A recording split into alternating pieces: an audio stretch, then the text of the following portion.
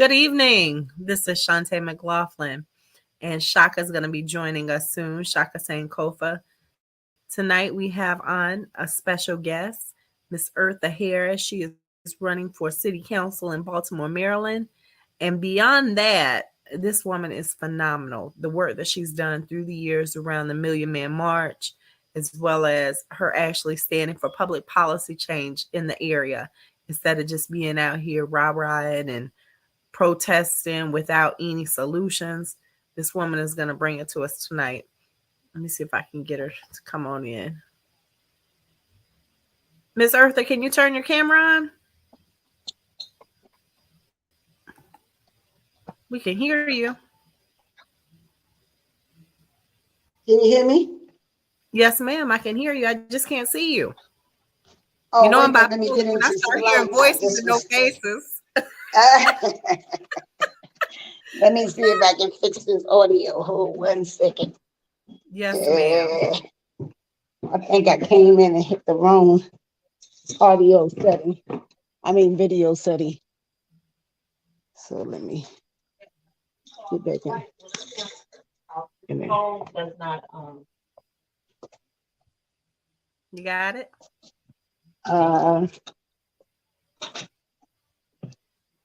There you she see me now? is. I can see you Okay. now. So Okay, how you we're doing here. tonight? How you doing? Let me see I if I am can good. turn the volume up a little bit. Oh, it's been one of those days. Let me get my hair together. And I've been rushing. I was like, Yes. shower, water bottle. I know. It's like not enough time in the day before I thought I had a lot of time. And then before I turned around, it was 9 o'clock. Understood. So how are you tonight, other than having a lot on your plate? Yes. Other than that, I think things are going great. Just had some good calls about some of the things we're doing here in Baltimore. So that makes me happy. We're pulling together some business networking, like I said, to see if we can try to do business better with each other and how everybody can move along and benefit and not just a few of us benefit. I'm going to Okay. see if I can put this on I'm my, always a fan of reverse affirmative action. I tell people yes, we have to learn how to scale our companies and our businesses. And instead of us being the 1% that's hired, we need to be the 99% and hiring 1% for us to be definitely. sustainable, for us to keep being scalable. So how's this campaign going? I ran Well, for I city really haven't council started yet last because year. what I want to do is I want to hold a conversation this time with setting the agenda. I think the things is that we run too many campaigns, but we don't really have an agenda. Yes, So I ma'am. want to go back to what is the real agenda that everybody wants when they're looking for leadership and they're looking for uh, the particular candidate to do what. Because most people, like I said, cannot do anything that we can't do for self. They only can keep an eye on it once we create it, whatever that is for ourselves. Then you send some type of representation down to these particular political entities to make sure that they can keep an eye on whatever our agenda is, right? Yes, Come back ma'am. and notify us that property taxes going up, our schools are not being educated, all the things that keep happening to us.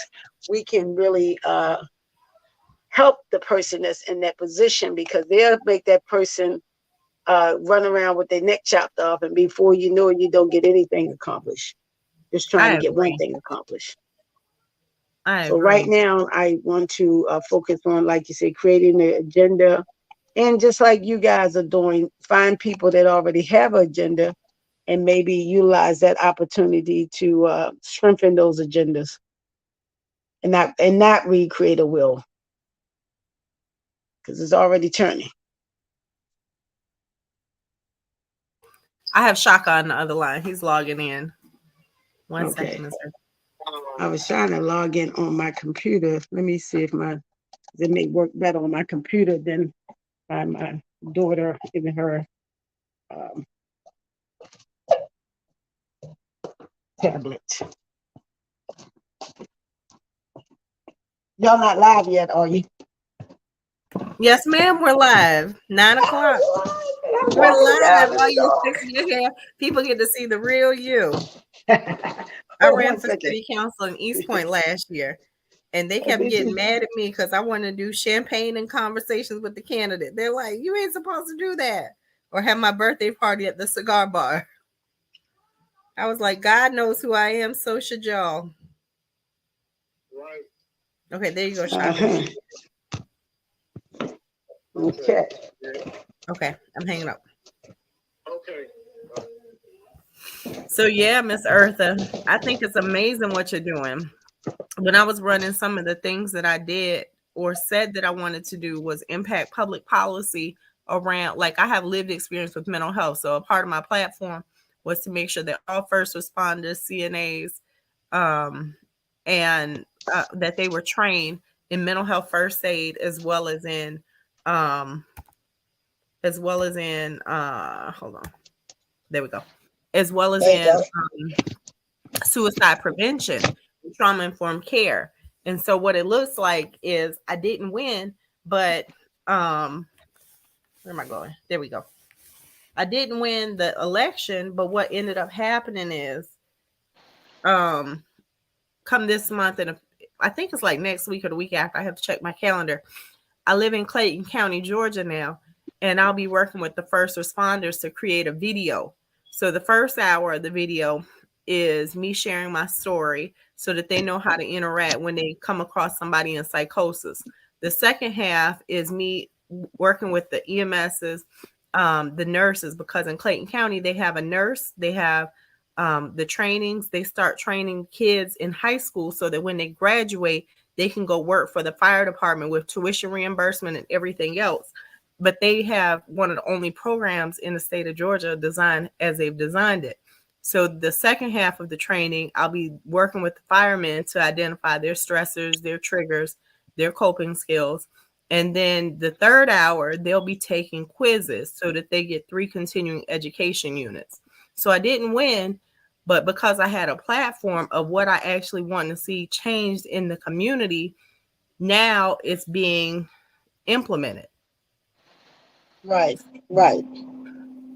And that's the key is that sometimes we like people always focus on the win. And I always be saying to myself, um, so you're talking about the seat or you're talking about me winning some type of real constructive um I want to say I did. So for instance, when I didn't win, I told people, "Oh, I won that. You the one lost because I own my house. I own my business. I'm doing all the things that y'all complaining about." Now, if you just want to focus on I didn't get the seat, that wasn't no loss for me. It may be a loss for you guys because you're the one that's still complaining about a person that's in the seat. So Right. what are we talking about when we talking about winning and losing when we're putting ourselves in certain positions? And then why do we as a people always try to discourage each other about who we are and how great we are, right? So it's like one of the things that I realized when I ran for city council is how you don't have the love of your people.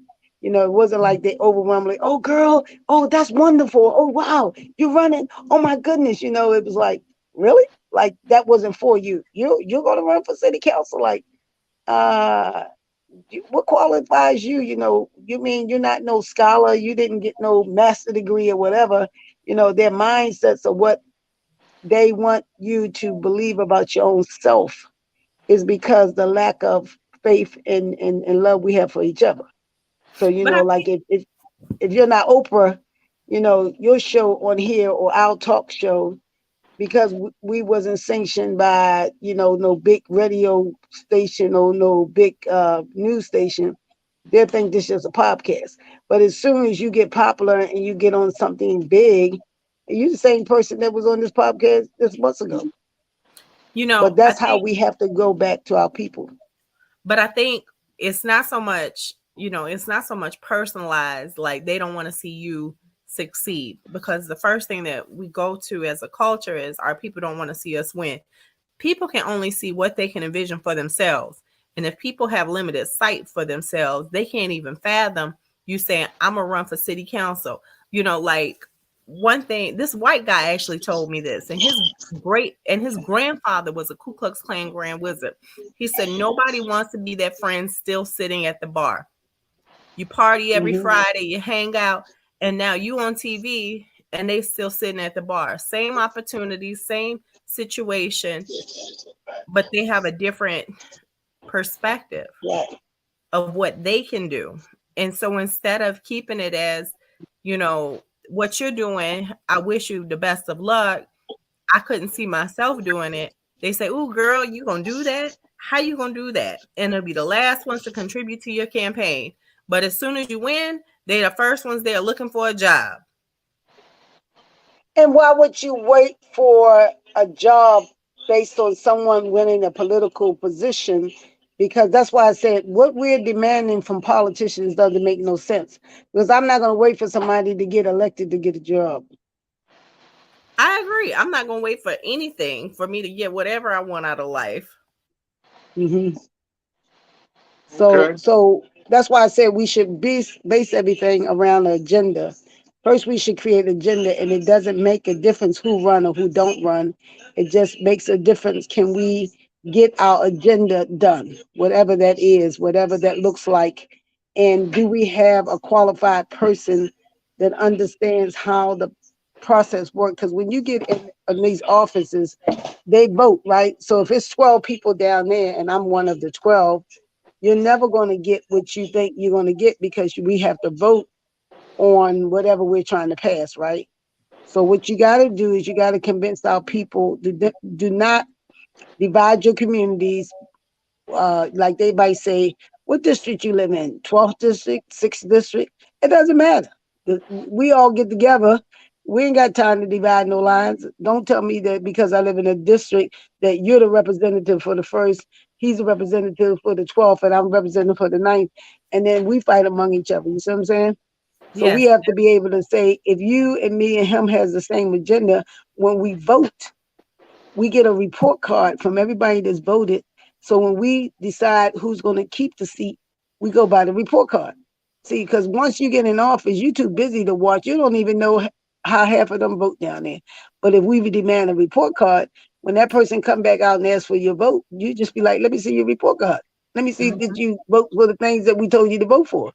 Then you don't have to put no money in people campaigns and fund people all this money to try to get their message out. They told me, they said the reason why you should raise money is because you need the money in order to make signs and get your message out and get your platform out.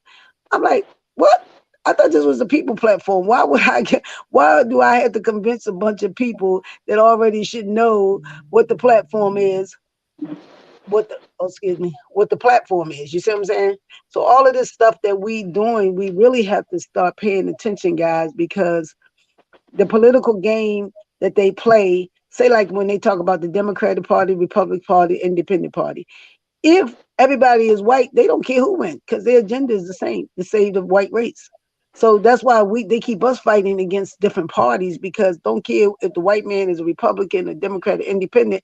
White people are always going to benefit in this country, and they have done that for years. But they make us fight over who's going to be the best candidate that will not make us realize that we're in a country that never wanted us, that never put us in position of understanding who we are, how we get back to some form of normalcy and sanity, because we want to act like we're not sick. And you got to understand, if you're a group of people who've been raped and killed and this, and this, how can any of us sit here and look at each other and think we're functioning full? We're not, we're sick. So then we just constantly cure ourselves from the sickness. And then we don't have to be mad at each other, right? Because we create all of these concepts, and people be like, okay, where is the Black agenda? And where are Black people in this country right now? Most of them are at jobs trying to make it financially. And if you look at why we're not willing to die, it's because most people ain't willing to leave their jobs. Because if you scared to leave your job, you're definitely going to scared to die. So how you going to be able to save any type of entity that you're fighting for, and you're not even willing to walk away from your job? Because you scared. You say, wait a minute, if I leave my job now, how am I gonna keep my house? How am I gonna pay the car no bills? How am I take care of my family, my children, whatever, whatever. So having the people not gonna walk away. So when you don't have people walk away from their jobs, then society know they got you. Because if you're not gonna walk away and lose a job because you went to school and spent all that money to get the education, became Dr. So and Professor so and whatever, how you going to walk away from that? Because you're in an institution that the same people who gave you that degree will disbar you, will discredit you, will do all sorts of things, because they telling you that you're so stupid that when you do something, they will tell people that you're no longer qualified to do it.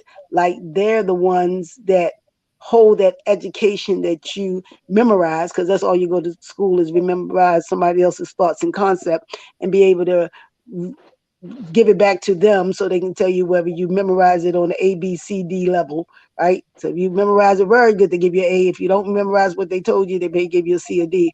So now they saying, excuse me, doctor, you robbed the bank. So we're going to disqualify you of being a doctor. You no longer can practice being a doctor. You're like, really? Really? Because I stole money? And that's how they did the young lady here. She's a state's attorney. I don't know if y'all heard about Marilyn Mosby. She was the Yeah, one who Marilyn Mosby. Yeah. yeah, she prosecuted the those police officers, and they showed her, don't care how long it takes, we will ruin you. Yeah. So here you in a city that they said that you took your money out of your 401k plan, and you weren't supposed to, because the only way you can take money out of your 401k plan is you had to have hardship. So you lied because you really didn't have hardship, because we gave you a raise. Then you went down there and you bought $2 million, two homes that In were worth Florida. $1 million or whatever, right? Mhm. So then what happens? The community get mad at you, 'cause like, dang, look at her. She's lying. She's a thief. She's this, and this. Then my thought was like, damn, why you didn't give me some of that money? And can I come stay down at your house now that you got two homes down there? I would give a darn. To me, you ain't take enough. But Right. but but but now check this out. You've been a state's attorney and you world known all over the world. You one of the top women out there, and they ruined your career because they told you that you took all of your money out of 401k based on their rules, that you broke their rules. So they're gonna ruin your whole life. Yeah. She goes to court, I think whatever date she goes to court. They just Yeah, said she's getting postpone. ready to go to court. Yeah, she's getting ready to go Right. to court. Okay, and this is why I tell you, Shaka, I'm mad at the black men in our community. Because, and you remind me that I told you this. I still say if I was to ever be attacked, I might see a bunch of y'all outside saying you got to get to me to get to her, because then we're not protected as We're not. anybody, especially as black women. I don't have to go to court. I'm not saying nothing to them. The laws that they made for them to win, because rules are only made for losers. It's not made for society, the better society. They tell you that because that makes it sound good. Or we make a rule that if you steal or you do this and you do that, that we're making it for society. What? You're the one that stole and killed us and did all this. Why are all of y'all locked up? Why I have to be locked up? Because until I see some of them locked up, I don't care what we do criminally, is not good enough, because none of them have been locked up. They just showed you Trump did all that stuff and he ain't never even locked up.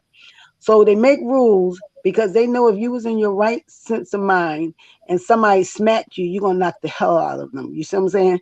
But if they told you you're supposed to turn the other cheek, if they told you you can't hit this person back or whatever, or something's gonna happen to you, then you're not in your right mind. You see what I'm saying? Candidate So we Harris, have have to you go been looking back. at my record? Huh? I say, have you been looking at my record? I got three Great. dead They say dockets. they say great One minds for think alike. aggravated assault, one for terroristic threat, and one for possession of a Right. knife and commencement of a Because felony. All like carrying they told 20 you, years. great minds think alike, guys, and that's why we have to continually find each other. Because what they do is they, just like slavery, they will keep people apart from each other who's going to bring a solution to their people. Because it's easy for us to not pay attention to whatever that's going to be, and that's why I told you I try to be fair to my people, but we're losing, and we don't want to admit that we're losing, so we keep pretending like we're winning, and we're losing. But once we understand that we lose the game, we get back in the boardroom like most people. and we figure this thing out. But here in Shock, I want you to interject too. Here in Atlanta, you know what's having us lose? These black elected officials who are sitting high and looking low. We got some of the most trifling elected officials on the planet, and they look like us, but they don't think like us. They don't vote like us.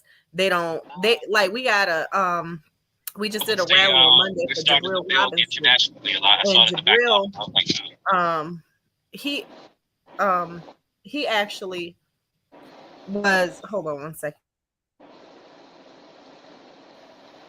Julius would hurt me if he saw Gregory running around. But we had a rally, and the young man was shot execution style in the back of the head. He wasn't even under arrest. He was leaving his girlfriend's house, domestic violence dispute. She actually said he didn't do anything. I don't want to press charges. He's already left the house. They went and chased this young man down, pursued him, shot him in the back of the head. It's been 6 years. They have all of his property. Keisha Mosley, a black DA, has not prosecuted one police officer during her term, refused to prosecute the police officer. And this is normal here. The Fannie Willises, Jimmy Atchison.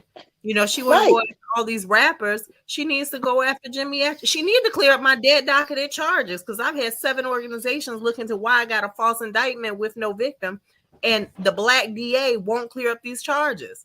So it's like, because you just answered your own question, because they didn't clear up the charges before you got your charges. There's a lot of people that's going to be singing the story, and when people get away with stuff, they keep getting away with it.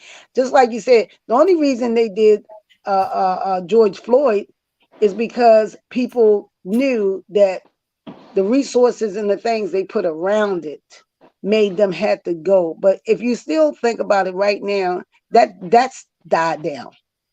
Because they already know, I told you, we as a people are not willing to die.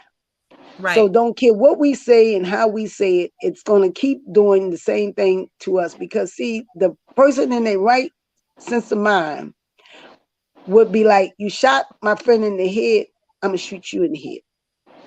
But you can't go shoot them in the head, because they will shoot you, because they willing to kill you. So when they are telling you, until you're willing to die because we're willing to kill you, do not say nothing to me, because you're not going to get the result that you think you're going to get, because you can talk and tell me how wrong I am and how terrible I was and all the stuff that I did. Until you can actually do something about it, don't even have a conversation. And you have to remember, all of these elected officials are put in office by people. So don't care how terrible they are, you got to first understand who put them in there. Who put the person in there? Their campaign, so I'm just as guilty, and I'll say that. But and we're guilty because we put out. This is why I told you, if you was working their campaign and you was working it based on the agenda, you could even chastise them. But if you work in a campaign based on what they say out of their mouth and what they say they're doing and won't do, then you are falling into that mindset, because a lot of people want to find charismatic people, because charismatic people make you feel like they can do something that you can't do. So I'm telling you, if you cannot survive and save your own life, ain't nobody can do that for you. Now, what you do is you say, hey, Eartha, I need you to stand here on the corner and be on the lookout, because I built this house. And you let me know if somebody come in ready to burn it down, or you do this and that. But if you can't build a house, or I can't help you build a house, how are we going to tell the guy across the street, look, we need to build, we need a house built. We need a house built. Anything, and I ain't going to build a house. What I'm going to do is trick you out of your land and kill you, and then I'm going to build a house. Right. So we got to go back to, let's talk about strengthening ourselves as individuals. Self-determination is the number one thing that will get us out of this. Whatever's happening to us, we have to be self-determined to come up with our own solutions. When we get powerful, we can create power. If me and you and him was a millionaire, then we wouldn't even be having this conversation, because we'd be writing our own radio shows and all the stuff that we have our own news. As you see, even Roland Martin and all those guys, they kick them off. Anybody that's trying to talk big, they kick them off the radios, they kick them off the TVs, because they are not going to let you to disseminate information that will empower people. Right?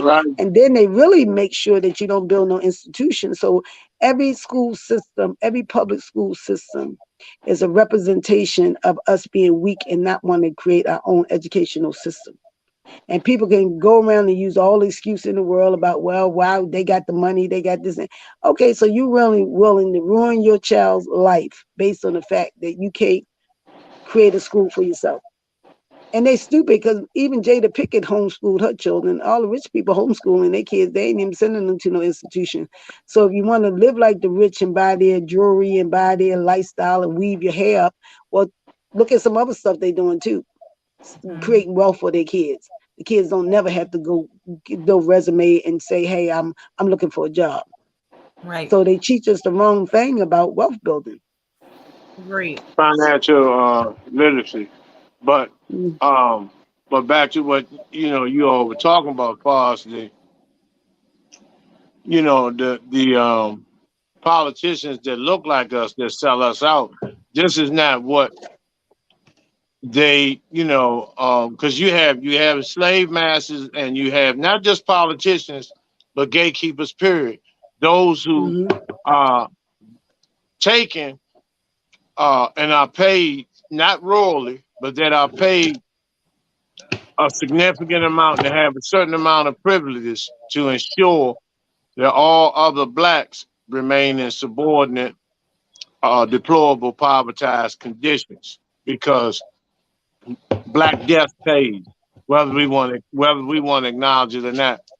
Black death pays. For example, I was just talking about the young brother, the music industry. How Mm-hmm. when these rappers are systematically killed after they sign these 360 deals, and then they take have these insurance policies taken out on them by the record execs. Because we always want to talk about the rappers, but I believe in going to the source. And when they say the white man, I always say which white man. Because on my show, I point them out. I show pictures of all of them that are largely responsible. Because our people don't own any record companies. They just make us feel like we belong to something or like we have something by giving us labels in these kids' names. But they are the shot callers. They own the company, the Clive Davises, Jimmy Iovine's, Ted Fields. Those are the those are the culprits of all of this. And so when you take a young boy, because rapping is a vibration. It takes extreme talent to rap because you telling the story, but you're putting it in rhyme. So it takes a lot of wind, coordination. It takes thinking. It's a lot that's involved in that because everybody can't rap, as you can see. But when they pick those certain ones and get them out of the mud, and I'm never gonna be mad at them for taking some money to get their people out of the hood. But it's what comes with that. Now, we can go back from Big L, Pop, uh, Biggie, Young Dolph, all of them, all of those that have been assassinated, King Von, and so many others that there's when they're deceased, they make more money. Well, they're not making money, but the record companies make 100 times more when they're murdered. Because right now, each rapper, most of us didn't even know what a Young Dolph and Moneybag and all these people were the ones that have been murdered until until they've been assassinated, set up, framed, murdered. They cash in on insurance policies. White man goes to the house and plays like he's so overwhelmed with grief that your son was such a superstar and all this is a big loss. My condolences.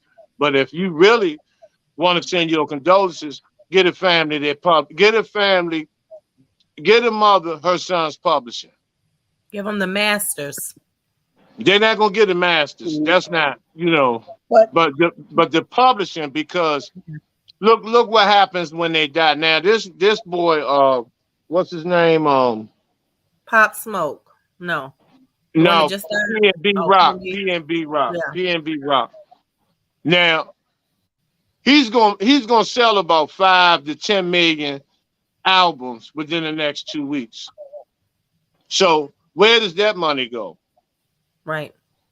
And see, there are 360 deals when they get, well, we all know what a 360 deal is. It's really a death deal where Yeah. anytime you use the bathroom, they get a piece of everything. You can't do a commercial, you can't do an endorsement, you can't do a book sign, you can't do nothing without breaking them off.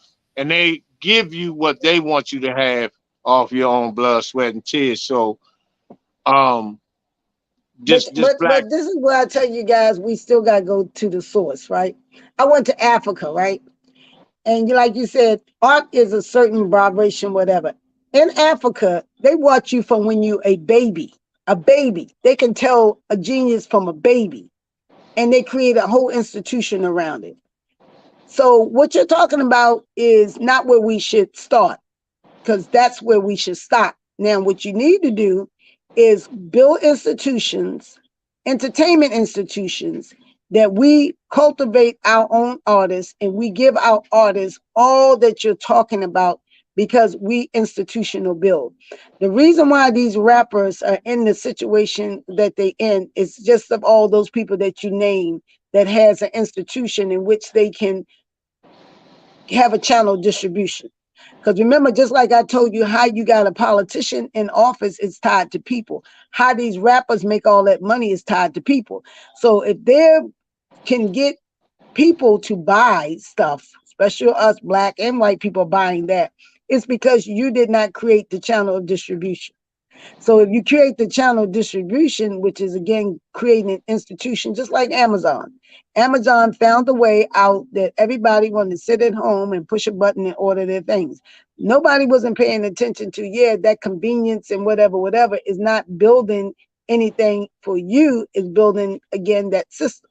Same thing for Uber. Mhm. We was Right. hacking and we was doing all, so everything that they see that creates wealth for people, they institutionalize it.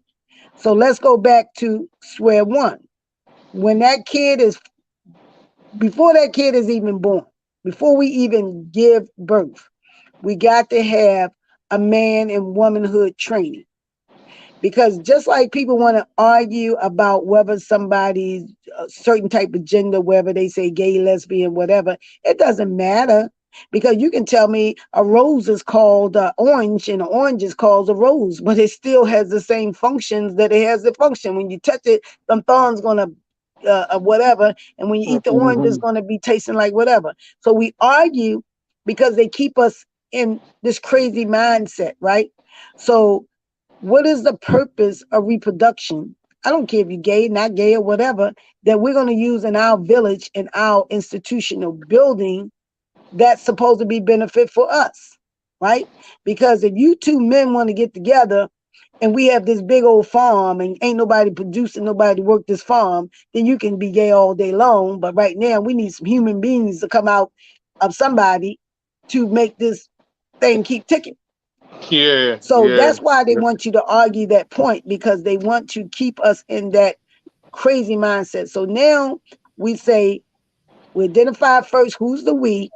When we come together, we identify what is it that we're trying to develop and create, and we must utilize our own self-determination. We can't say that we want something and we can't provide it for ourselves, whether it's the land, whether it's the food, the water, the building. We have to be able to say, okay, we're going to go over here and get this land, and we're going to live on this land, and y'all can go over there and do all that crazy stuff that y'all want to.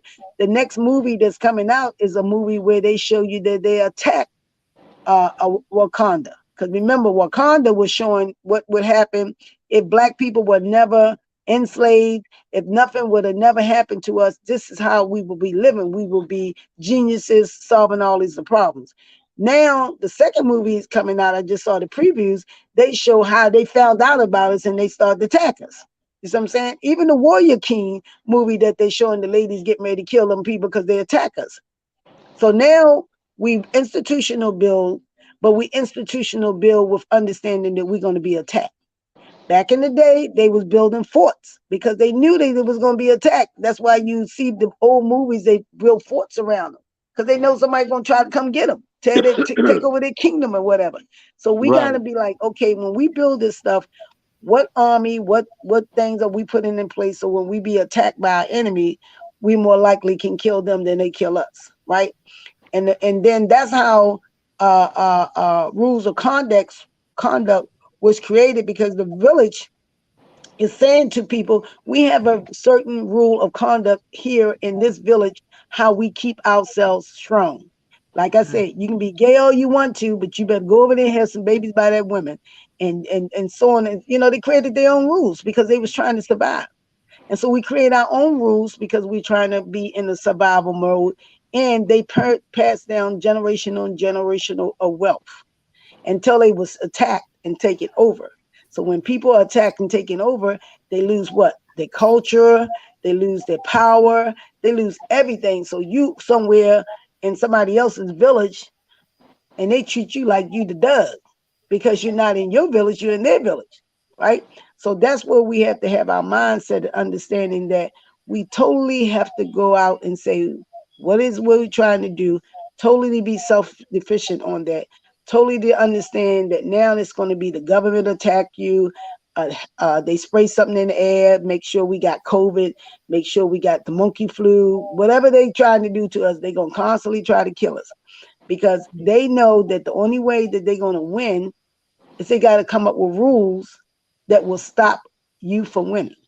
Every rule that you Yeah. see that these politicians make, they only make it because they got to say, how can we stop these people that would normally survive? Don't care what hits them, they be the ones that survive this crazy stuff. That's why people wasn't overwhelmingly taking COVID shots or whatever they taking, because they were surviving. But we didn't create our own doctors, our own trust factors, or scientists or whatever. So we always caught in this. So now I'm saying, let's refocus. Even with this podcast, we got to get all of our media under one umbrella and create our own media outlet.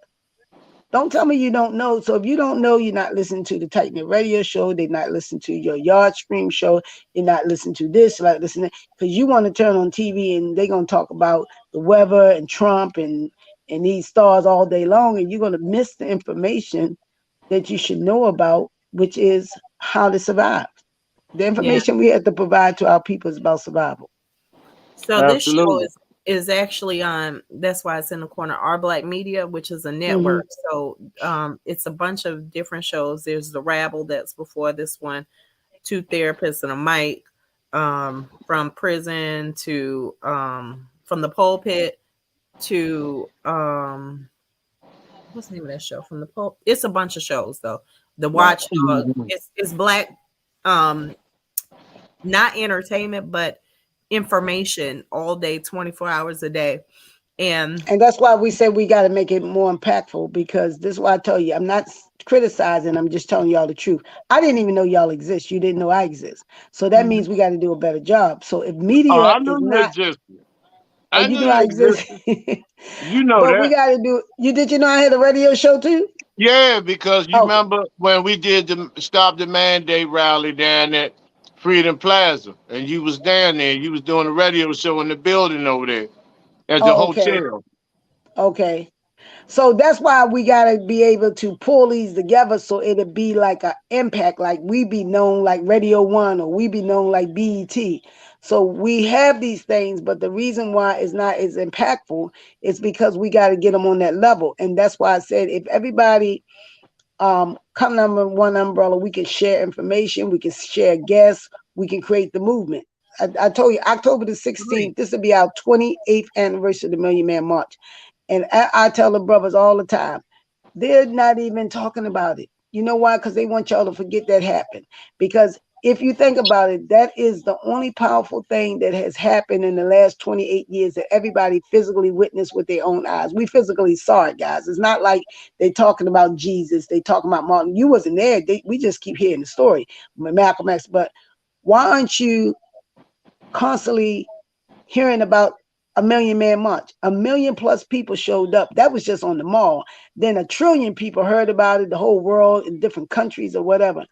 But yet, every year when I commemorate the Million Man March here in Baltimore, we start with a sunrise prayer. The brothers, they don't show up. I said, why you don't show up? Why you do it so early? Oh, it's 6 o'clock in the morning. I said, well, why would you start a story when the most powerful start of the story is when the sun came up? That's when everybody saw CMN. You remember? If y'all remember. When the sun came up, people were like, oh my gosh, look at all these people already at the mall. So we should start there because you want people to understand that when it was so dark and everybody doubted and nobody really didn't even know what to expect from this Million Man March, when that sun came up, yeah, you saw that impact. And then you had all of these brothers come, and it was like they say, it was peaceful, it was love, it's this, and this. Now, when you walk away from that, nobody's talking about that. Nobody's commemorating that. So after I do the sunrise prayer, then I do a breakfast because it's all about us remembering and uniting with each other, like you said. And you tell me the stories, email I may forget. We got to constantly remind ourselves of the journey before 1995. We got to remind ourselves of 1995, and we got to show ourselves now. Every time the media comes to me, I try my best to humble myself because the media always want black women to be always in front of black men. They play that game on us all the time because they know that we're strong. That's why you get ready to see the woman king and all that sort of stuff. But we have to be smart enough as women to say, excuse me, this was called a Million Man March. And then I always point to whatever brother that I say, hey, he wants to know what came out the Million Man March. So I showed them you. Because each man should step up and say, I'm what came out in the Million Man March. I'm not talking about Farrakhan. I'm not talking about Ben Chavis. I'm not talking about all those speakers that y'all had. If you want to know what came out the Million Man March, I'm getting ready to tell my own individual story. Because as you become legacy and legends, we got to stop doing what white people. The white people pick certain heroes and sheroes for us, constantly repeated those people over and over and over again to us, like there was no one else during Jesus' time that was Jesus, or no one else during Martin Luther King time that was Martin Luther King, or all these great people. So if I only just identify, just like you say, all of these rappers, but we only identify one or two rappers as a great rapper, don't mean that it was other great rappers. You see what I'm saying? So we have to make sure that everybody tells their own individual story. You were there. A lot of kids were there. So I did a little clip and I'll try to send it to you. It's called The Men of the March. My goal was each individual person, a black man, would tell their story before, during, and after the march. We put that in a documentary. We put it in that National Museum over there in DC. And somebody would key your name up and you come up and you tell your own story. You say, oh yeah, before Million Man March, I was a brother doing this. And then I heard about it from Charlie, or I heard about it on the radio show, or I was part of organizing, and then I went to the march, and this is what I experienced with those brothers. And then right now, I'm doing this. Then you'll see what came out of the march. But if Yeah. you try to Right. generalize it in that picture of, hey, Minister Burhan, oh, it was a great feeling, the sun shining, nobody will really get the real understanding of what impact the march made on your life or other people's lives. And then, remember I told you about institutional building? Mm-hmm. Go to any of these schools and see if it's a book with your face in it, with your story in it. Go to any of these schools and see if they telling the Million Man March story like we know they should be telling it, because they're going to institutional that story into marginalizing it like, oh yeah, that was just like another event, right? And it wasn't for those people who really understand the story. So we go back and we have each individual man make them understand this is your march. This is your history, and you are what came out of the Million Man March. Don't let them put that big picture about what Minister Farrakhan's concept or what he thought it was going to happen. Because I told you, I organized on the national level. We didn't even know it was going to be that successful. And we had local organizing committees in all these different cities, but people weren't giving up the money because each man was supposed to pay $10. So when you saw that big trash can out there and people say, oh, y'all collected all that money on the mall, where did the money go? The money went to pay for the mall. You think they let us come into Washington, D.C. free? That thing cost like $5 million. They had screens and everything, right? And the brothers did not pay. We put out there that each brother was supposed to pay $10. People just came, because it's open space, so they just was kept rolling up in there. So, but those are the little things. Like, remember I told you they will distract you. And if you look back on history, all they talked about was the money, what happened to the money, Farrakhan, da da da. So they can get people discouraged about what they really actually saw and experienced was there was 1 million+ people for whatever reason, because each one of your guys have your own story. And of course, a sneakily women, we was there too. But again, we're gonna focus as this was called a Million Man March. But each man has to tell their own story for us to put perspective on what they're feeling and what they have generational passed on and what gets, remember I told you what gets me to the point right now as a black woman that I don't feel secure. I walk in parts of the village is burnt down, the women are raped, the kids are doing whatever. I have to say to myself, what type of men did they have in that village? What happened over there? Because Right. nobody don't look at stuff in the village torn down and say, oh, well, what was the women and children doing? They literally look at the village and say, what type of men do we have in a village that DC looks like this, that Baltimore looks like this, that Atlanta looks like this? Is because they want to keep the man unorganized. And they kept y'all unorganized to this date, and it's 28 years later, because they know if for some way y'all find that ingredient, that y'all rise Yeah. and you be like, look, brother, we got to go to this corner and give this brother an ultimatum. Because there's no way we're going to have all this killing in our town and not make sure that it's them killing them. See, they can't even find the killer. So I say to you men, you need to step up, because these young people that's getting shot may not be getting shot through no gang violence and all this sort of stuff. They try to, because he's a rapper. Like you said, they might be getting Right, rid of him right, because of right, insurance and right, this and this. But right. also, they can get to those young brothers. You know why? Because you haven't gotten to them. You guys should get to the rappers before they get to the rappers. You guys should be able to control how they are signing up and being able to expose their talents and skills. Because if we're not putting on the shows and we're not putting up the money so they can get on stages and stuff like that, they're going to go to the entities that do that. If you can't pull that brother back and say, look, in our village, you can be gay, but we don't wear no skirts. Or in our village, to the women, you can be whatever, but we don't do this. People were controlled by the community. That's why you didn't have a lot of people could just have a baby and walk away. They made you stay, whether you want to call a gunshot or whatever. They were like, you made that baby, you're gonna take care of that baby. Now the brothers walk away, they don't even have other brothers pull them up and say, man, that's not what we do. I ain't Right. saying that you got to marry this woman or whatever, because if you look at my Mooney twins, they teach people that really we have to be a society of I forgot the word, polyandry or whatever, because Polygamy. even if we was a great village and we didn't have enough men for the women, why should women be deprived because somebody decided that you're only going to have one man to each Right, woman, right? right, So right. then you don't get to have children, you don't get to have the love or whatever to the women. And they even show you back in the day, they had women, they had a lot of men. So it all depends on the purpose and whatever. But society, white people build everything around sex, so we get confused because it's all about sex, sex, sex, sex. It's never about purpose. Remember, I told you if we was on some type of village concept, we have to produce kids. We have to produce people Amen. because we'll vanish if we don't produce anybody besides ourselves, because they give you a false sense of reality thinking you're going to live forever. You're not going to live. Don't care if you're a billionaire, you die. Everybody dies. But I think we Mm-hmm. know that we have a specific time here.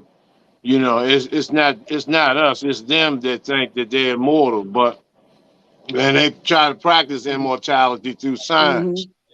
But um, But they leave legacy, even though they practice immortality. That's why they call it Rockefeller or this. They leave legacies. We don't leave legacies. We have to develop ourselves. When we leave this, we left something for someone else to build on. We well, die. we actually leave the legacies. It's just not the torch is not just picked up because there's no way we could be where we are today if a legacy or an abundance of information and energy wasn't passed down to us. It's just that we, and I can't speak for all black men, but I can speak for Well, a lot of them that can I they ask you this question though, since you said that? And okay, and then I hope you take this positively. So you okay, said we would not be where we are now. And that's why I'm telling you, we are where we are now because we have not done the right thing. This is not a good place to be. This is not a good right, place. And I have that with the brother. They like, come on, give us credit. No, if we were in our right minds, we would not be having this conversation.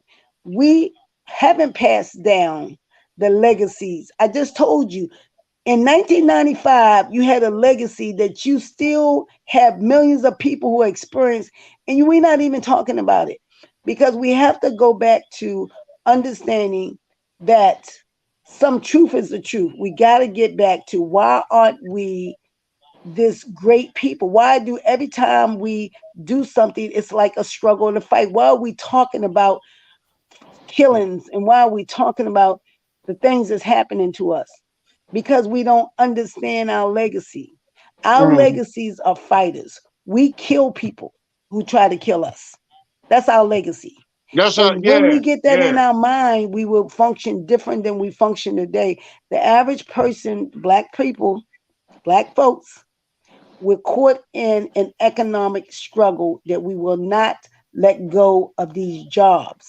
And we will not survive in this world if we keep holding on to a job because that job makes you understand that the materialistic things that you acquire is going to suck that's your life true, away from that's you. true, that's true. And nah, that's some good information. I don't know where you say taking personal. That's just you just passing some good information. I'm not one of them Yeah. sensitive. I ain't emotional, so Okay, good. I'm Right. always willing to incorporate any type of energy that because once I stop becoming receptive, Mm, then I'm really not Hmm. existing. So right. and that's my Okay, journey. I'm good. always searching, and I'm always a student. I don't care whose feet I sit at if it's going to benefit me and it's going to raise my level of consciousness and my growth and development, then I'm going to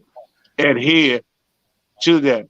But once again, we have to continue.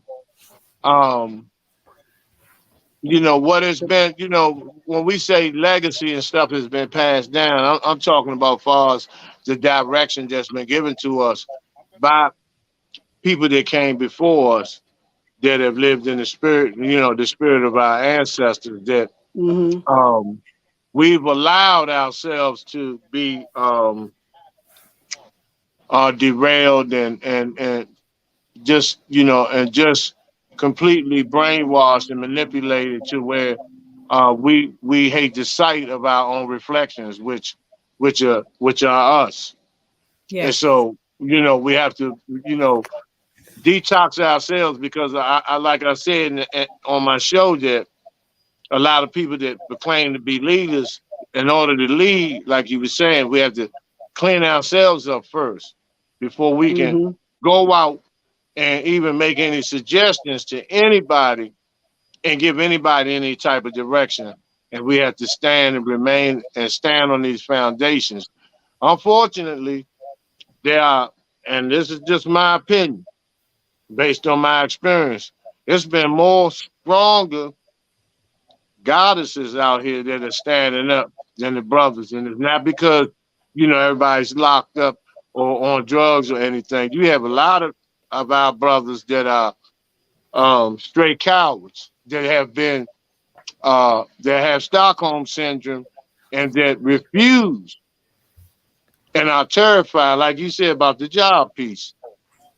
They don't want to give up their toys for future generations because I'm not here for me. I'm here for those who are going to come after me, our children, grandchildren, and and leave something for them to build on besides just a whole bunch of vibrational noise. Give them a foundation to build on. Show them help them develop an economic infrastructure and show them financial literacy, that is not just all about money, but it's all about self-preservation first, and then what you do with yourself, your family, and the community. That everybody has to, um, try to make everybody benefit, make everybody, because like I said, today I had to give out so much food solo, and a lot of the young brothers, like I said in the show, that the narrative that they paint, that and a lot of our people are buying into it too, about our young people, that they just, when they see them, they just all weed smoking, gun toting, gang banging thugs, and that's not the case. It's only a percentage, and I'm talking about on a larger scale. It's only a small percentage, but what they do is push the narrative and influence the masses of people, that all of our young people are like that. Because I know a lot of young people that never been in trouble, that are in school, or that they're working, that they're home, take care of their parents, and they're not even into sports.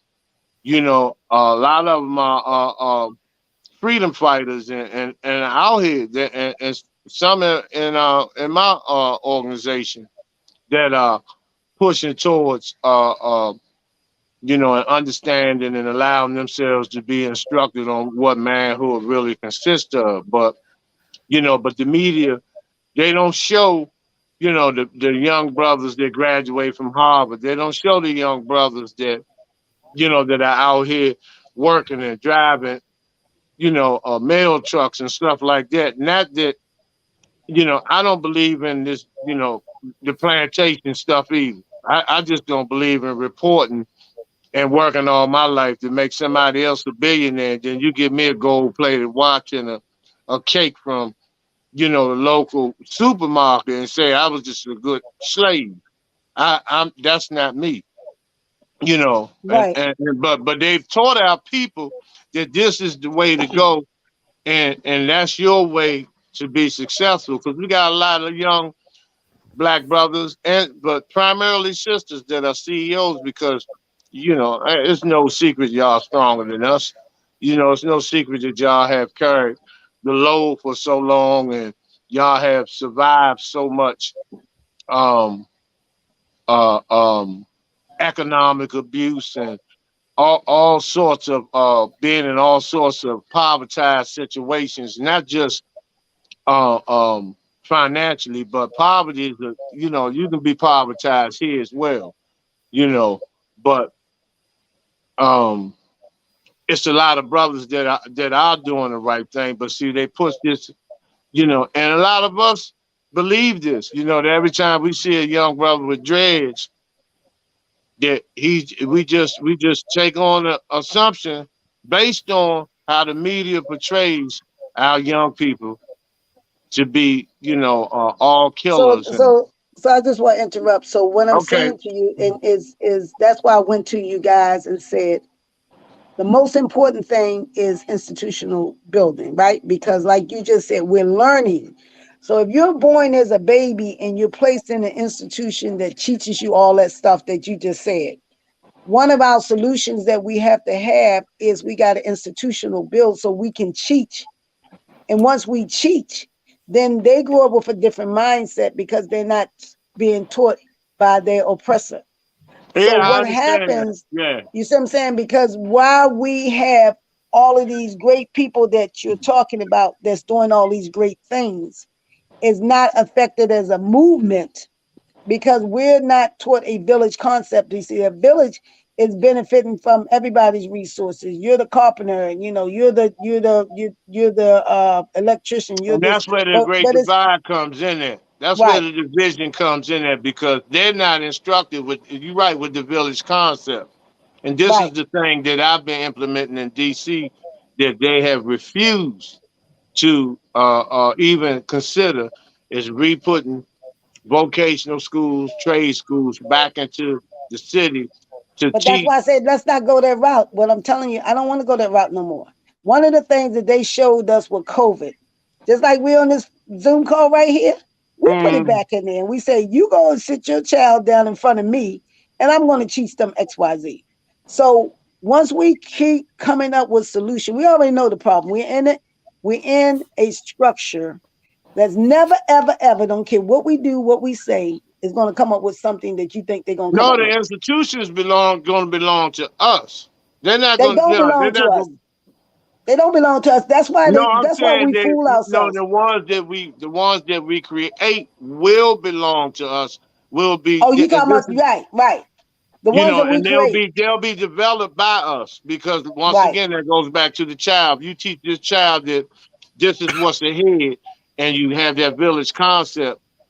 By the time they're of age, and those that are older than them, and then the economic infrastructure that our people have. If we can get them on board, because we can finance everything that we need, we can basically finance. But like you said, unfortunately, it's people in our age bracket that are thoroughly convinced, But that but let's not get our age bracket. For instance, I have an institution here.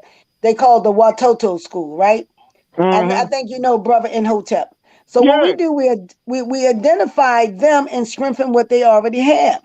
So we go back. Remember, I told you the first thing we had to do is determine who's the we. So if us three on here, and then we say, okay, we talk about institutional building. So first, let's identify institution that's already doing what we say we need done.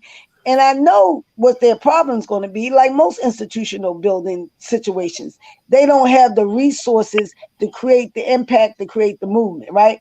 Whether it's a physical building, whether it's money, whether it's whatever they are. So what we do, we identify, okay, you got the first thing that we need, the we. We decided we want to identify somebody that has a curriculum, an institution that's starting from when a baby is born, and we're going to redirect resources to you to continue to do what you do, and we're going to keep piling that on till you come big. Like I said, everybody podcasts talk about it. All the radio shows talk about it. We put them in every little thing that we do, because all of the other people who are doing the same thing is going to call us and say, wait a minute, I got a building, got a building. And we're going to say, yes. Glad that you identify. We're going to put you in our database, because we're going to create a method that everybody can get a piece of the pie. See what happens once you start. Just like I told you, each one of you men got your own story. So now you're talking about a million stories out there. How do we help? We start using technology, right? So then, like I told you, whatever the curriculum is, we create a podcast where anybody that's around the world want to sit their child down and learn from us whatever we think should be implemented in that child's brain. Is going to be on a Zoom call like this. And you ain't got to pay no private school, no charter school, no all of this. See, they throw rules to these people who are trying to say, well, I want an institutional build. Then the same people who's holding you back with their own institution is going to say you got to have certified people, you got to have this, you got to have all these things in place, because I told you they're always going to create rules because they got to get you to lose. Now, again, they're not all bad, because we have to also create our own rules, because we got to make sure our kids will be safe. So we're going to put some things in place and make sure the person not a molester, the person not teaching our children the right thing. That's when it comes back to self-determination. We have a purpose of teaching these children a particular skill and mindset, because we're getting ready to pass down the village to them, and they have to be able to have certain things to make sure that the village is never destroyed or never lost. So that's what we're teaching them. We're not teaching them, oh, you're just a doctor, so you can buy a Rolls Royce and buy a big house and ride around and live Right, wonderful. right. You're the doctor that's going to make sure that the village is eating healthy and not poison, or when they are poison, you can cure them, and so on and so on.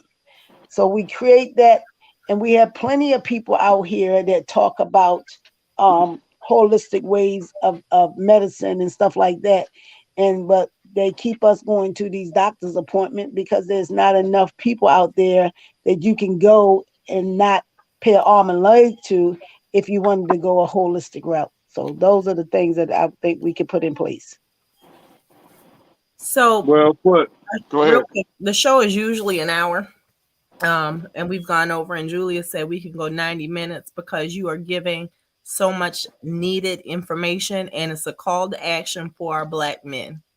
So thank you for that. Julius is You're the welcome. founder of the platform, Our Black Media. So he said that you are doing a call to action for the Black Call to men. action. And again, that was the theme. Tell them after this, thank you. But I try to keep that on the forefront because once we understand the history of the Million Man March, that's what they did. They told every brother to go back. It was a call to action, and you can read it in the history, the do things in their community. So we have a nonprofit organization. The nonprofit is called Projects Millions More Movement because I wanted to make sure that we could give people an opportunity to create their own project. It doesn't, like you said, all of these men are unique individuals. They have different concepts and different ways. So we didn't have to have one nonprofit that would be something that would just fit the shoe of the Million Man March. So again, we will this October, which falls on a Sunday, we'll be kicking off the 28th anniversary. To me, the most important part about that, we need to start participating because when the 30th anniversary come, we shouldn't be trying to prepare for the 30th anniversary and just landmark things like that. 30th, 50th always be big, and I try to get the brothers to focus on what do you want that 30th anniversary to look like. So we as women, because we're great organizers, we can help them facilitate what that should be. And we need to have that conversation now so they can understand that, yes, it was called a Million Man March. Let's make sure we keep it on the forefront. Let's make sure the call to action has the action around it, which we will help them get the resources that they need. Because you can't take action and just be talking and running your mouth. Action Mm-hmm. means resources. So we got to get these guys the resources so when they take action, we'll be able to see the results that the community is looking for. Now, And if let it's me ask you this: is the on the 16th? Is it just for all men, or is it No, for? because it's a commemoration, we make sure that the sunrise prayer is welcoming everyone. The reason why we know that we have many, many different religions and we have many, many different spiritual people, but also that was a proven point. Regardless who you are, man, woman, or child, that was a proven point that something was going on that was more powerful than man that day. For those of you who know the Million Man March, so the spiritual sunrise prayers for everybody to get us in the good understanding of what these men must have felt standing in the dark and they saw the light. When we have breakfast, that's a time for, you guys can be on the menu. We need to reflect. We need to hear stories. We need to hear our history. We need to reflect because as we get older, like you said, pieces of that get missing. But once Right, we right. we have people talk. Now, at the end of the evening, they do have an all men meetup. So I think that will take place around 7. But after we have breakfast, we have an event that we have in Baltimore once a month. It's called the Black Mall. And we have all of these Black businesses in one building. Just so happened this year, that event falls on October the 16th. So we will take advantage of the opportunity to again have people come down there to this building where we have all of these Black businesses, and we will have a seminar upstairs talking about taking a better business approach. How do we, as a society or a village, take a different business approach of our people in the village who are businesses that they create these businesses also so the community can strive, right? So we have too many businesses right now that's Black owned, Black operated, but they don't give back to the community or they're not getting the resources that they need to stay open and stay successful. And a lot of times they're not even marketing and people don't even know that they even exist. So the sunrise prayer is 6 a.m. 8 p.m. you come to breakfast. We have a little program. 3, the Black Mall opens. You can spend all day shopping, all day seminars. At 7 in the evening, the men need to meet and greet and understand that it was called the Million Man March. Last year, they had a big round table and they talked about the mental illness. We don't tape it because you want people to talk freely. And this brother named Darius Stanton, he felt it was important for the men to just express their feelings and whatever you feel like as a black man. And it was really, really powerful. I think this year they do still want to talk about strengthening the black man economically so he can get a step up on owning home ownership and business ownership, because that would make the village stronger if we can get a lot of our black men into home ownership. The home ownership program in the United States is geared a lot to women. That's why you see women mostly have these houses. But we need to make sure that in order for a man to really feel strong, he has to have a piece of land, a foundation of his own. So we're going to strongly push getting black men into home ownership. And also, every person and woman or man right now is in a good place where we all can create businesses for ourselves and be able to provide the community with a product or service and be able to flourish without worrying about a 9 to 5 job. So Mm. that Okay. will come out of And there. And then hopefully like the 30th anniversary, some of the men, hopefully instead of a Million Man March, hopefully is looking at a Millionaires March. mm. And I keep calling you candidate Harris because I know you said you ran, but I'm putting it out there if you running again. Um, Yes. so candidate Harris, one of the gun clubs did reach out to me tonight, letting me know that they want to provide security. Um, and so I'd love to put you in touch with them as well. Yes, definitely. And I talk about that with the men of the march, because tell him a thank you, because like I said, everything I gear that I'm saying came out of Million Man March. We should always have security on our street. Here in Baltimore, they literally have people in a booth on every corner. So when you go in the John Hopkins area, it's the safest place in town. I have told the men time and time again, why don't we get enough money to have men on our corner? Why don't we have his security company or any security company protecting our community? Because when somebody shoots in our community, why is the community running in the house? Every black man should be trained when they hear shooting, they should run out of the house. So when the Mm. police come, hopefully there'll be two bodies, the one that got shot and the one that y'all shot. So your word will get out through the whole community. Do not go in that block because they will kill you. They don't Mm. have you coming in shooting their people and then leaving and calling the police, and the police swear they can't find you. They don't know where you at. They don't know what happened. The guy got out of the community because when y'all heard a shot, y'all just ran too. Everybody's scared like butterflies. People should Yeah, be sitting outside and somebody shoot. Everybody should pull out a weapon. And the but guy be like, "What in the world? What happened?" You do not come into the neighborhood and shoot us up. That's not how the village works. That's not how yeah, we work, guys. Grandma should be able to sit on the porch and enjoy the sun, and the kids should be outside hopscotching and riding bikes and whatever. We don't even got our kids coming outside because we're afraid. And they tell us to be afraid because they're taking the land. So once you move out of the city, they move in. And y'all seen it happen in DC. Crime is always going to happen in the world. The thing is, we have to get back to the village concept. We should always be preparing ourselves for an attack, even if whether it's attack personally with us killing us or it's attack from our enemy killing us. How do we yeah, walk around and just be killed? Because our men have not properly said, we are not going to allow this anymore.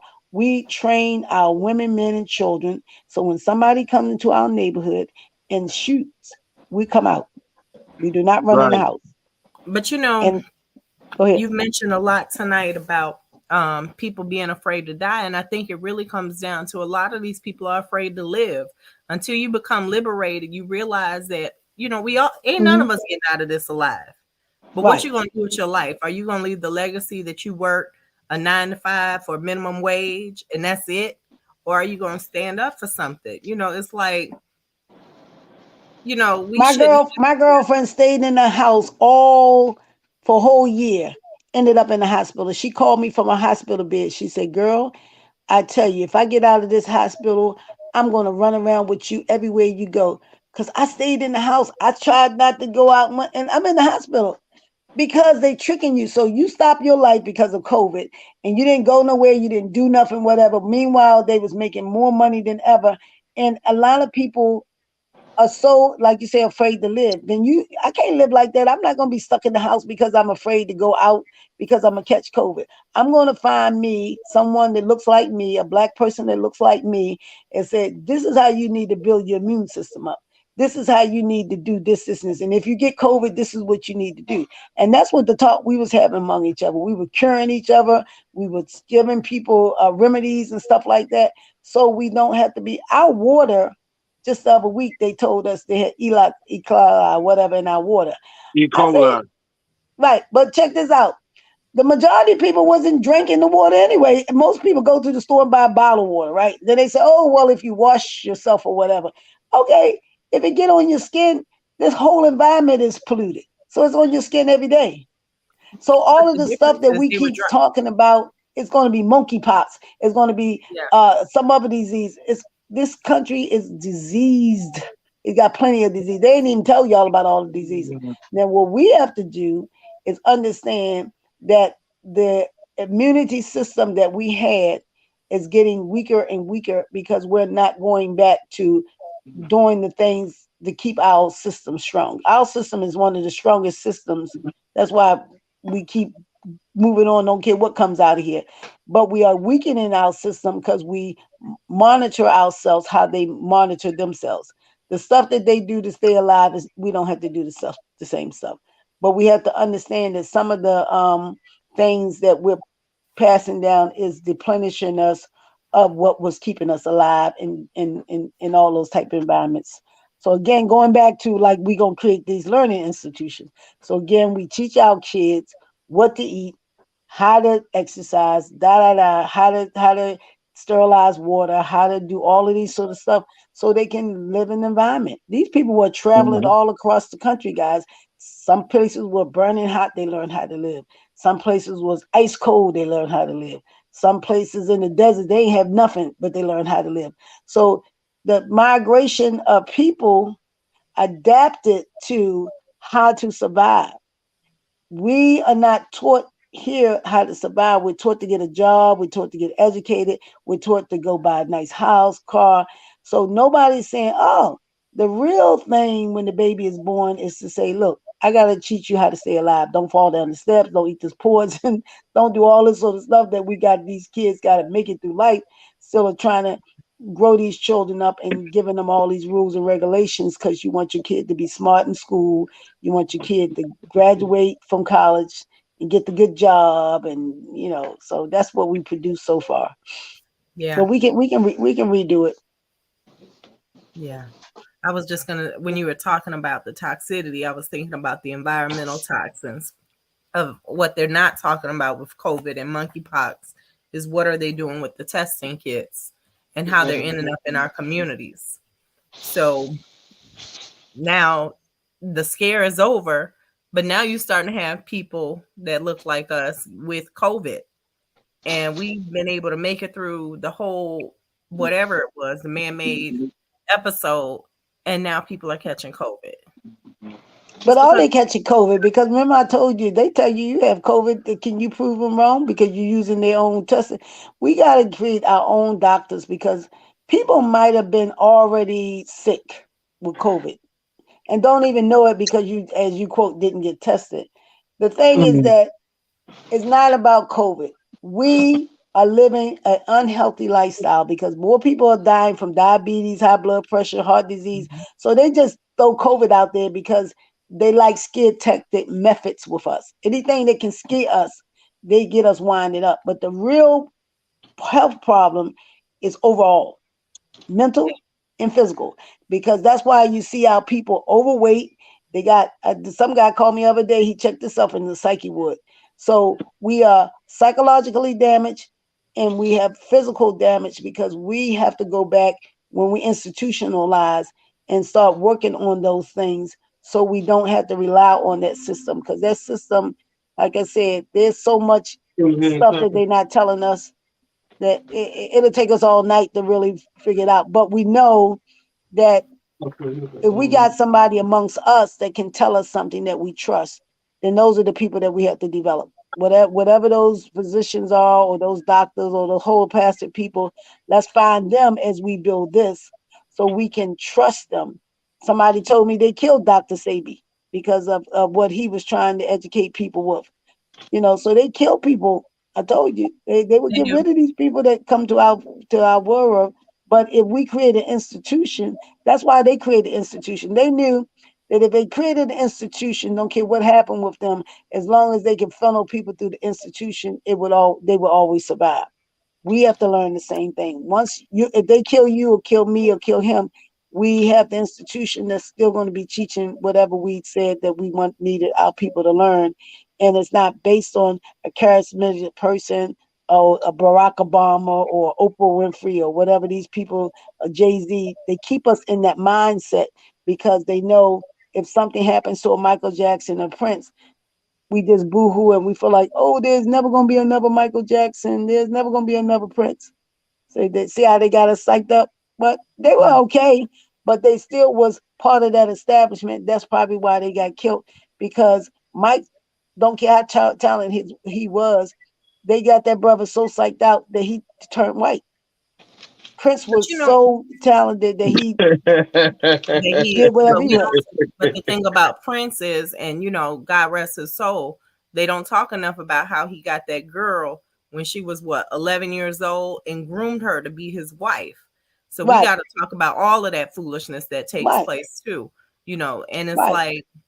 it's like we want to memorialize and make everybody an icon and make people sit high and look low. And the reality is, everybody's Mhm. out here doing the best that they can with the demons that they have, but we got to talk about those demons sometimes. And we got to call each other out and be accountable for those demons. So that if Right, you see somebody going down the wrong path, instead of letting them hit a brick road, a brick wall, say something. There's a brick wall there. Stop. And right. instead, we're allowing a lot of this to go based off of genius. R. Kelly was doing what he was doing years ago.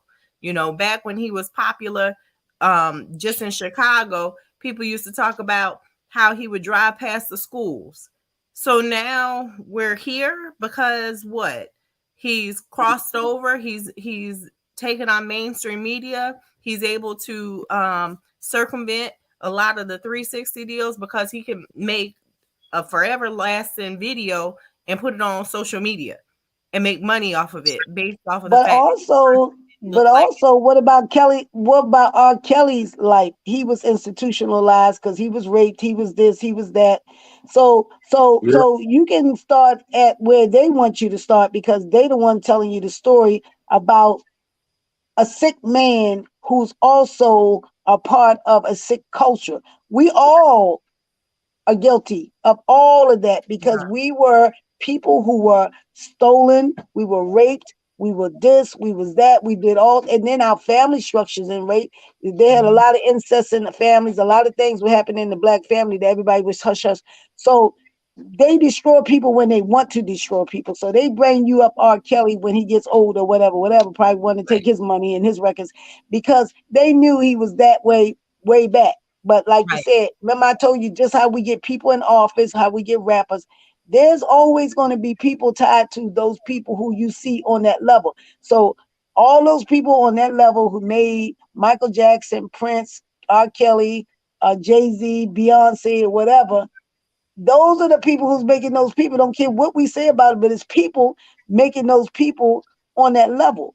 But if we Right. can go back down in our level and we pick somebody that we know, or we pick somebody and we make them big. But when we don't spend our dollars to go to that concert, and when we're not making our own music, when we're not training somebody that was damaged because somebody did something to them, and give them the right help. Because this guy tells me all the time, and then I got it. Hurt people, Hurt people. Right. mhm, right? So we not looking at people that's incarcerated or doing the things they doing. What happened to that person? Why is they acting like that? Why are they so hurt? Oh, because you didn't pay attention to him when they was 5, 6, 10. Now you looking at him when he's standing on the corner with his pants hanging down, smoking a cigar or whatever, selling drugs or whatever. But all of those people were tied to grown people. Agree. So right? we got So the about 2 grown minutes. people, we don't do our jobs to produce a product that grown person becomes a positive product. But Yeah. we're blaming the person when they get grown. They say you're not a good product for our village because you do this. Okay, village, you was the one that created me. Because how was I get on the way with all this stuff in the village, right? Because I didn't just turn the drug addict yesterday or the whatever yesterday. I grew and you saw. So the village concept has to come back because even in my neighborhood, we don't know each other. I don't know the kids. I probably can't never even say nothing to the kids because the parents probably cuss me out. So the village concept has to be created, guys, because if we don't identify ourselves as the three village people, when we make the rules up, can we follow our own rules? So I'll say, since I've been on the phone, I mean on this call, my oldest son knocked on the door like, Miss Tanya just wanted to let you know she made it back in town safe. One of my neighbors, so it's like we practice the village principles around here. Correct. I go out of town and the kids are here. They're like, we don't need a babysitter, but my other neighbor comes and watches them, make sure she drives them to school, picks them up from school. I'll leave my car for her to do those things. So I say that to say, we are each other's eyes and ears, and we are each. And remember I told you, and so we build on you. So you'd be like, oh, let me do a podcast on how you can help your neighbors because the same thing is that she could be a killer or that person could be that. Whatever makes people fearful of saying, yeah, you might can't just do what I do. Maybe we know her husband or whatever, because some people like, oh, you told me that we should be neighborly and my son went down there and he was being raped by that man, or he was. So we know better, we do better, right? So we know that certain things that's happening in our village that we can put protection around, because you can always control the village yourself when you have power. Like no woman would get beat up. If you was a woman and some man was hitting on you, it's because he know he can get away with hitting on you.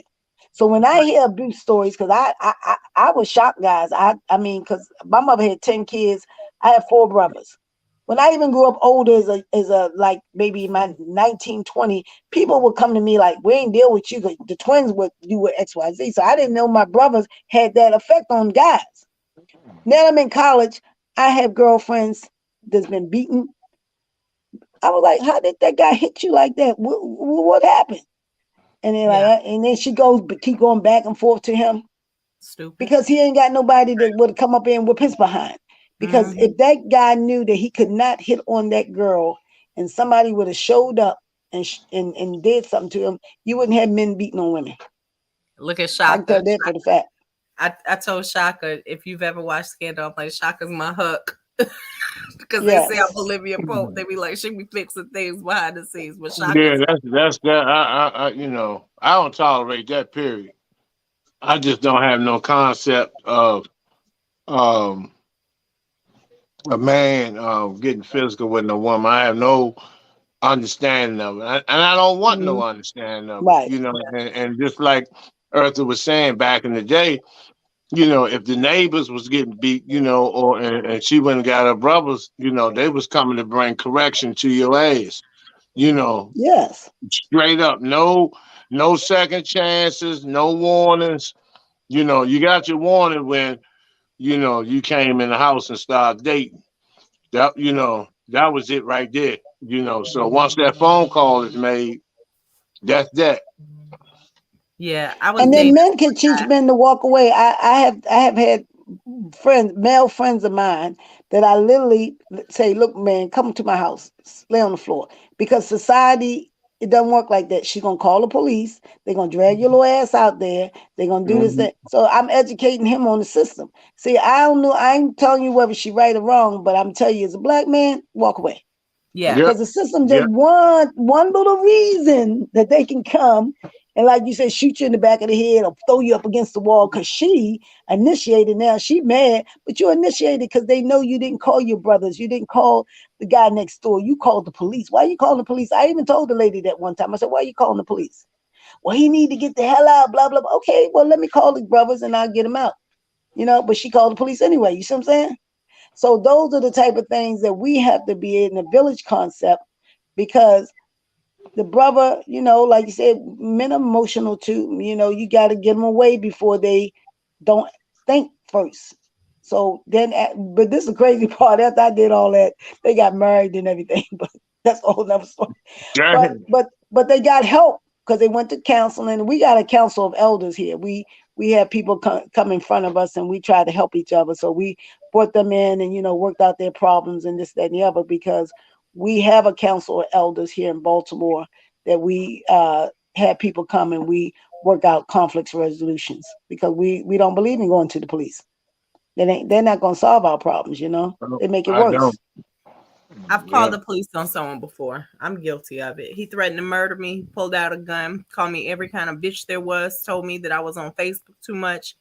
And Hmm. when I got out the house, I ran down the stairs, jumped in my car, and he was running down the street in boxer shorts. But the irony is, he never physically hit me, but that emotional abuse was there and I didn't see it. But I remember when Correct. I took him home, my uncles, my family from Detroit. So my uncles went and got the shovel. They were in the backyard, like, just say when. We gonna put him in this grave right now. And I was like, no. My brother took him out. My brother's been in a wheelchair for a while. And he threatened him with a gun. And it was all this stuff going on, but I didn't see it. So Right. it's And like, you guys didn't see that it was a lot going on with him, because remember I tell you, people don't just wake up one day and be mentally ill. So Right, like you right, said, we right. have to be able, right. Some people think that's love. So like if you're a type of woman that you like, oh yeah, he loved me so much that he would, some guy, who's that guy you with? Who is his name? Blah blah blah. They think that's love. That's not love. I tell people that ain't love. First of all, that's disrespectful, That go because back to the that, village. that Like go we were back to the village saying, to the concept. village. That goes back to the village concept, Right. because when they see their parents getting whooped on, and they give them their parents, that's a sign that, my father loves my mother. That's why he knocks her out every Friday. mhm, You know, Mm-hmm. Mm-hmm. they grow up, and they look at that if they're not knocked out every Friday by the guy that they're dealing with, then he's either weak or he don't love her enough. Where he was, it's like you said, hurt people hurt people. Hurt people, hurt people. but And then when we you know create what? the village concept, even you men, you will have a respect. You're gonna have respect that that's that man's wife. I'm gonna have a Yeah, respect that that's your wife. So we don't but have that kind of respect anymore. We like, oh shit, as long as your wife don't know, let's go over here around the corner, whatever, whatever. yeah, So it's like we build that respect for each other, and we understand we have to have talks and conversation, because that heals us, because we right. we are still dysfunctional. So once you say, okay, I'm not really held, then I work on healing myself, and I'd be like, okay, I'm doing this because I don't know anything else to do. I was raised in the Baltimore City school system. I was taught by my mother, because she was afraid. She got 10 kids. She wanted us to get a good job. She don't want us to be poor. She wanted me to work, work, that type. So I didn't understand it. And I didn't understand how to make money besides going to a 9 to 5, because Mhm. the way the system is set up now, I'd be like, shoot, I got skills out the bending. People call me, I drive, I take care of elderly people, I clean houses, I do trips, I do so many things, because I know now, oh, is that what it's about? Oh, I just got to figure out how to make some money. I ain't got to be at your job 9 to 5. Right. Right, And right. I was just gonna share this piece with you. I know Shaka knows my story, but I live with bipolar 2 with psychosis. And I don't think that my world really woke up until I got a mental health diagnosis. I don't think that I Mm-hmm. got, when I got into that DV relationship, it was because at that moment in my life, I felt like nobody else could love me. All before that, I was, the jam, the jelly, and everything in between. But in that moment, he was the only man that could accept me, who could accept my mental health, and who could love me. My diagnosis was schizophrenia at the time. Right. So that was the mindset that I had. No matter what I look like, no matter what skill set, no matter what degree, no matter what certification, this is the only man that's going to choose me with this mental health. That's why I speak out so much on ending the stigma of mental health, because that stigma puts a lot of people in situations that they normally wouldn't be in. And it was my last breakdown where I always tell people, when you are in a mental health crisis, that psychosis is as close to heaven as you'll ever be. There's nothing to be. There's no responsibility. I can smoke my cigarettes and drink coffee all day, every day, and nobody's going to question it because they'll say she has mental health. No one's going to have to expect me to be at Morehouse School of Medicine like I am now. No one's going to expect me to be mom of the year like am driving these kids to school and everything else. No one expects anything of you but to be crazy. They expect you to cuss them out from time to time. They expect you to say things that are off kilter. But other than that, you're not expected to be a child. You're not to your parents. You're not expected to be a parent to your children or a sister or a brother or anything but mental health. And that Right. is But it's funny because I do karaoke, and I have a young lady that tells me all the time. She said she's bipolar and her children have whatever. So the people at karaoke says, you got to do something about her. I just can't take her. I just can't take her no more. And I thought to myself, so what? You got to do something about it. I'm always like I tell you, you can tell me your help. I always feel like we all got whole problems. So I'm very patient type person. So they were like, how do you deal with her? Because I got to deal with myself. Because even she tell me that she does all this sort of stuff, I think I got mental illness. So for instance, like you said, she might go off. I'll take her in the court. I say, let me show you how this thing gonna work. I don't know if your bipolar or whatever is kicking in right now, but we ain't gonna have this because we got company today. And she'll say, Daddy, she would got, and then she even got on the mic and sung the song and told the guy, F you, whatever. But I was like, I don't care, it's in the song, but it ain't. But you got to have patience with people, and you got to understand people do have mental illness. Like she got in the car and she went off, like you said, I got to have a cigarette. I got to, and I was like, okay, let me ride you around. It was like 2:00 in the morning. I had to find a place because I understand that people have to be able to sometimes do what they got to do to cope. Yeah, I tell people all the time, you want me to right. smoke a cigarette or you want me to punch someone in the face? Those Smoke college Right. degrees don't mean nothing at Right. that Right.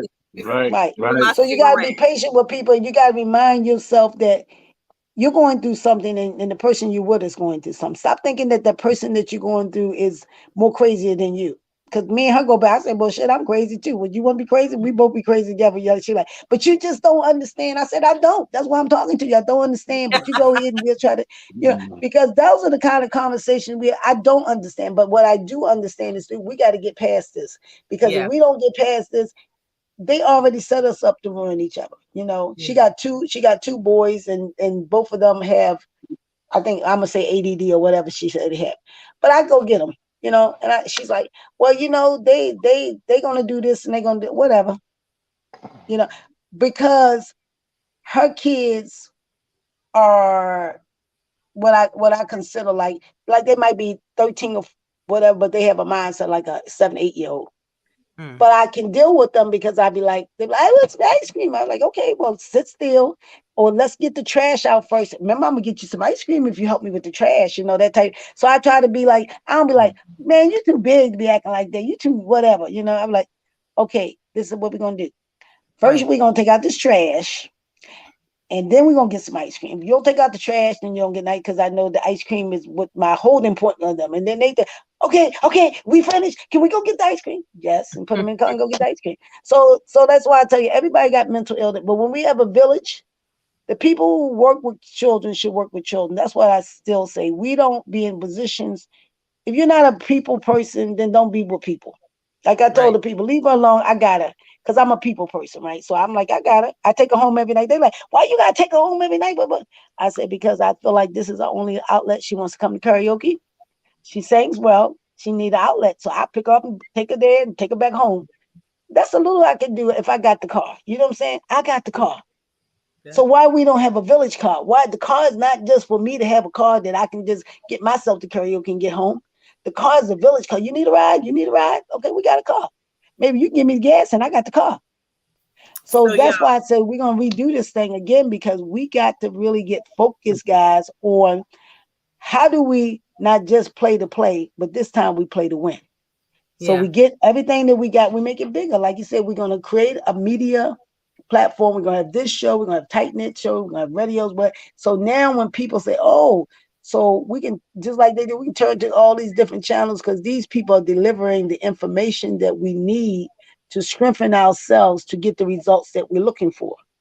Because Yeah. how do you not get mental health when you got people that, like you said yourself, who's been through it? We got people who's showing people how to get over a lot of their mental anxiety. I go lay on the beach. I told people, I said, hey, they said, what are you doing? I said, absolutely nothing. How about that? I get so tired of doing things. Like, Yeah. that's Right, how right, I right. don't care how great you are. I get so tired. And I'd be like, I'm going to go somewhere and absolutely do nothing. Twiddle my toes. When people call me, they go, well, what you doing? Nothing. What, girl? You'll never be doing nothing. I say, I know. That's why I took the day off and I'm laying on the beach and doing nothing. That helps me with my mental understanding that the work that we're getting ready to do is very draining. It's very hard. That's why everybody's not doing it. So you have to be able to take some time and remind yourself you got to get in shape. So when you do this, you're not the one that's damaging yourself, right? But you're Hmm. strong enough that when they hit us, when they punching this guy, we're gonna be taking them punches. When we got to Yeah. jump them hurdles, we're gonna be jumping them like they ain't nothing. Ain't no hurdle around, you know. And that's what life is. Life is gonna have the hurdles. They're gonna punch us. They're gonna try to kill us. But if we in shape, then we win every time because we But prepare ourselves for the win. A lot of but people you want to play, and that's why I told you when you say, "Hey, what situation we in?" We're in the situation we just playing. Now it's time to win. I'm tired yeah. of playing. We're gonna win this time because we have enough resources and enough players and enough things that we need to do that we can win this game. Michael So Jordan, Kobe Bryant, everybody on the team now. We got yeah. all So the players on the team. Candidate Harris, my apologies for interrupting you, but I want to make No. sure that people know how to reach out to you, and that the longest we can go is 155, and yeah, we've gone Oh, over just by let me almost know an when hour. I'm because, like you said, I have a talk show, so I know the time. So again, I come on Saturdays on Radio One on the AM side at WOLB Baltimore. So you can go to www.wolbbaltimore.com and listen to me live on Saturdays from 1 to 2. You're Okay. welcome to call in. Always call in and join the conversation. That number is 410-481-1010. 410-481-1010. And then I'm on social media, Facebook as Eartha Harris. Eartha is going to be spelled Ertha Harris. And then I'm on Instagram as Eartha Harris Presents. I'm here in Baltimore. I do a local event, which is also used as a networking event in Baltimore at the Garage, which is located at 6 East Lafayette. We meet there every Tuesday at 7 p.m. Upstairs is networking. Downstairs, we have karaoke and game night. So we try to get a little relaxation and that in. And then the big upcoming event again is October the 16th. Here in Baltimore, we'll be commemorating the 28th anniversary of the Million Man March. Everybody is welcome. It'll start with a 6 a.m. sunrise prayer. Then after that, we have an 8 a.m. breakfast reflecting on people's stories. Then we'll have at that same location, which is called the Garage, 6 East Lafayette, we're going to have the Black Mall because this year we're going to focus on taking a better business approach and really getting our Black owned business the exposure and the support that they need. And then for you men who love to just congregate with each other at 7 p.m. at that same location, the Garage, there will be an all men meetup. Mm. And my number again, if you want to call me, for those of you who don't have social media, is 443-655-7198. 443-655-7198. So, and I just want to share this. Right now, it looks like 5 viewers total on average. I think I get about 700 to 1,000 a week, but this show will probably end up on Roku because we are onboarding the shows to be on Roku under Our Black Media. So just like Stars or HBO has their app, Our Black Mhm. Media is going to have its own app where you can see the show as long as you have a Roku TV. Um, Okay, sounds good. And send it to me. And like I said, we'll put it on our network.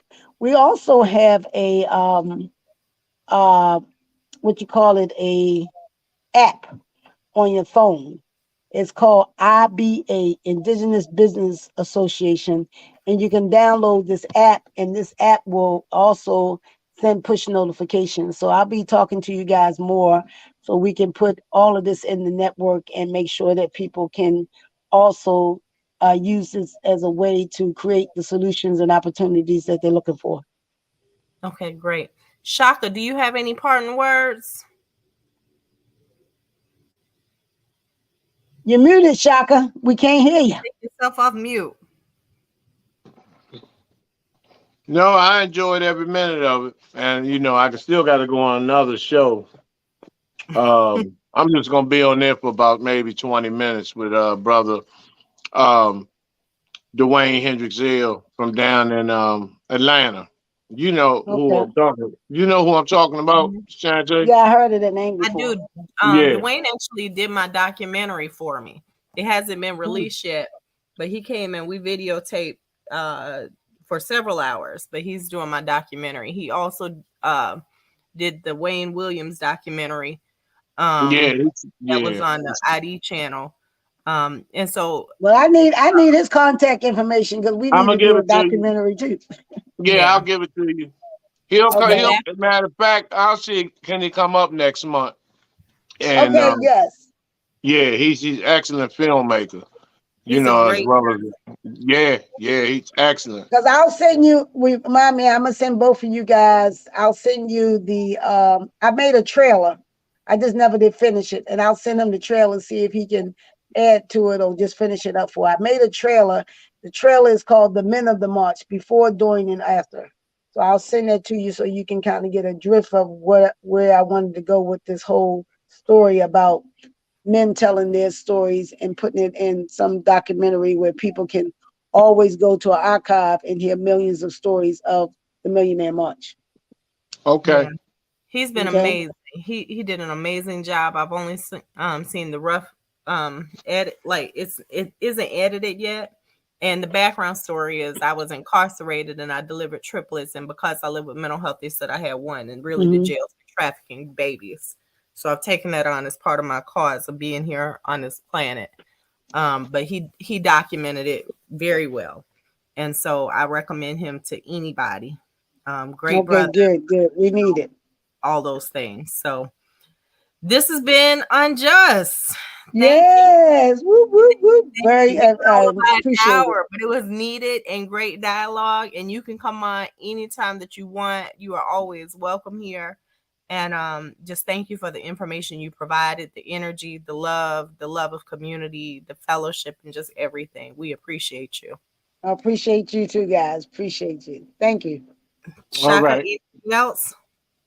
No, that's it. That's it. I enjoyed it. And I'm gonna give her. I cut you off. What'd you say? I said I'm gonna give her all the information and stuff. Yes. As far as Dwayne Hendricks and stuff like that. So, put her on point with what we're doing. Okay. And it's the Fred Hampton Gun Club that actually wants to cover making sure that y'all are safe. Okay, send that. Yes, definitely. I'll send you his name and information, King JX, and the Fred Hampton Gun Club. Okay. All right, y'all. See y'all next week. Thank you. You're welcome. Okay.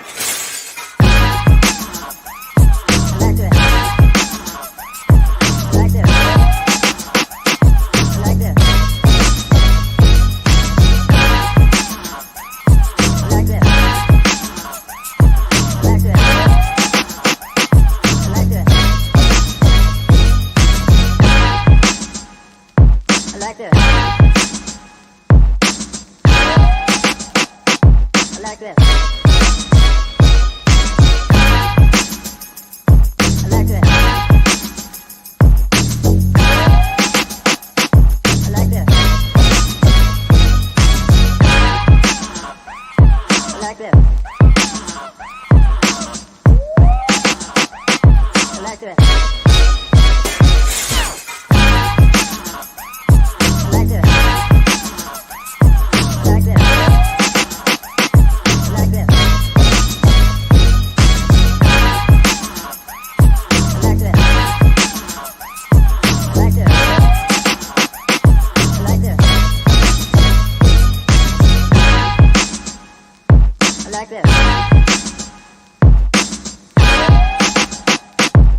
back to that.